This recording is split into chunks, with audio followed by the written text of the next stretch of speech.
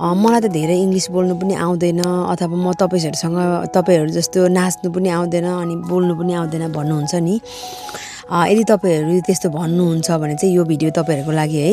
Maximum आजभोलि मेरो अडियन्सहरुले अथवा मेरो इन्क्वायरी मलाई गर्नुहुने मेरो साथीभाइहरुले चाहिँ भन्नुहुन्छ कि म त तपाई जतिको बोल्न जान्दिन है, अथवा म त तपाई जतिको इङ्ग्लिस जान्दिन है, अथवा म चाहिँ नाच्न जान्दिन, टिकटकहरु बनाउन जान्दिन है।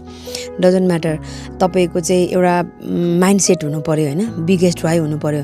लाइक तपाईले चाहिँ यो जुन चाहिँ अहिले एउटा काम गरिरहेको छु अथवा यतिकै बसिरहेको छु अथवा नर्मल जिन्दगी जिरहेको छु, त्यो भन्दा चाहिँ बेटर लाइफ चाहिँ बनाउँछु भनेर तपाईले यदि चेन्जेस देख्नु चाहनुहुन्छ भने, तपाईको लाइफलाई चाहिँ चेन्जेस देख्नु चाहनुहुन्छ भने चाहिँ यो बिजनेस तपाईहरुको लागि हो के। अल अबाउट माइन्डसेट है।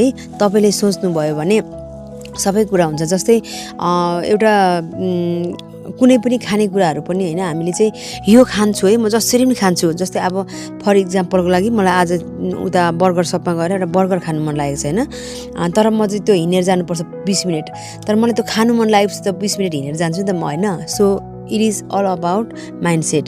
हजुरहरू पनि तपाईहरु डिजिटल बिजनेस पपी बन्ताले अथवा पपी बन्ताको टिमले, हङकङ टिमले सबै वर्ल्ड वाइड सबैले डिजिटल बिजनेस गर्दैछ अथवा के होला म पनि गर्न सक्छु कि त भन्ने तपाईलाई एउटा क्वेशन छ भने चाहिँ तपाईहरु चाहिँ हामीसँग कनेक्ट हुनुहोस् हैन। के हुन्छ भन्दाखेरि न त यहाँ उमेरको दायरा छ, न त यहाँनेरि पढाइको दायरा छ, न त तपाईको एउटा ट्यालेन्टको दायरा छ के। तपाईसँग जे छ त्यही भन्ने हो के, जे छ त्यही गर्ने हो। सो तपाईले चाहिँ एक्सन लिनुहोस् अनि त्यसपछि के सिक्नुहोस् हैन। किनकि यो बिजनेसमा चाहिँ तपाईको के हुन्छ भन्दाखेरि आज बिजनेस म सुरु गर्छु है भन्नेबित्तिकै राइट अवे तपाईको हुँदैन। अफ कोर्स सिस्टममा जानु पर्यो, त्यसपछि तपाईले 8वटा भिडियो हेर्नु पर्यो, त्यसपछि तपाईले कोचिङ कल लिनु पर्यो, त्यसपछि तपाई चाहिँ इनरोल हुने तपाईको डिसिजन भयो भने चाहिँ अफ कोर्स यस तपाईको आफ्नो सिटिजनशिपहरु अथवा हामी विदेशमा भएकोहरु चाहिँ एउटा पर्मानेन्ट रेसिडेन्ट एउटा के हुन्छ त्यो आइडेन्टिटी कार्डहरु हुनुपर्छ हैन।